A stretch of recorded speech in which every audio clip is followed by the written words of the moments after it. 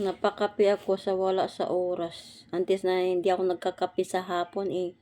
Napakape tuloy ako dahil sa sobrang lamig. Kahit nakamedyas ka na, pero siksik pa rin yung lamig sa talampakan mo. Diyos ko po, tingnan niyo. Balat na ako sa sa damit ko. Kasi sobrang lamig talaga, nakakainis. Ayan.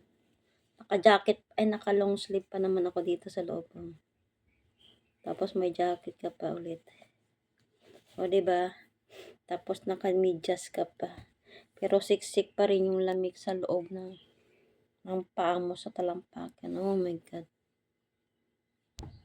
Sobrang lamig talaga. Kaya malamang mamayang gabi, ano oras na ako nito makatulog. Kasi nagkape ako sa hapon. Ay, nako. Ay, nako. Ano ba to? Ang lamig. Parang hindi.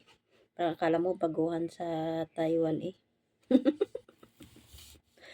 Kasi ngayong taon, grabing lamig ngayon. Hindi kagaya ng dati na nakarang taon parang okay pa. Pero ngayon grabe, sobrang lamig talaga as in.